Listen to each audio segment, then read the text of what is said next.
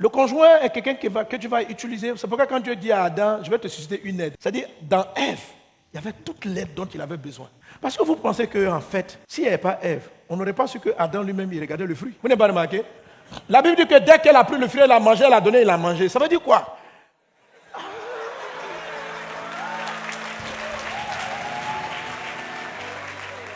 Sinon, s'il était normal, c'est-à-dire que quelque chose que toi-même tu ne veux pas, même si ta femme a mangé, elle vient t'étendre. Tu dis, qu'est-ce que tu fais? Mais c'est comme si lui-même il dit. Ah.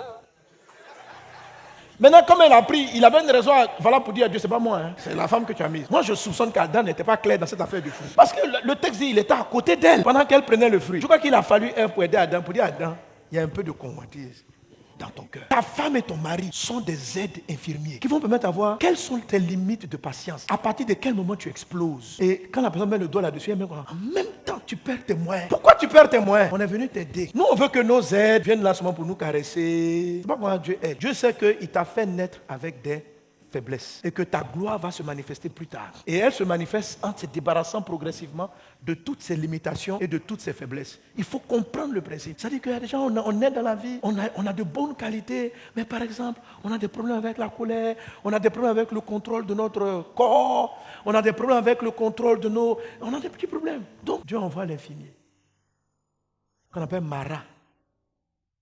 Il te maratise, il te maraïse, il te tape d'une manière. Et puis ça t'éclate. On a très souvent envie de dire, je ne veux pas la personne, je ne veux pas la personne. Sois patient. Sois patient. Essaye constamment de te corriger, de t'améliorer. Même si la façon dont la personne te parle te blesse. Mais pourquoi? C'est pourquoi Dieu dit le mariage là, il ne faut pas sortir. Mais souvent, dès l'instant, il dit, pasteur, depuis que je suis marié ce monsieur, tous les jours, il prend l'alcool et puis il met ça dans la plaie. Bon, vous les conjoints aussi, est-ce qu'on vous a marié? Vous venez blesser les gens. Il faut faire doucement. Amen. Bref, en fait, l'homme et la femme s'aiguisent. L'homme et la femme s'aiguisent. Ça permet à la femme de mieux se contrôler, de mieux se maîtriser. Donc votre conjoint est très souvent le miroir de quelque chose que Dieu n'a pas encore réglé en vous. Votre conjoint est très souvent le miroir de quelque chose que Dieu n'a pas réglé en vous.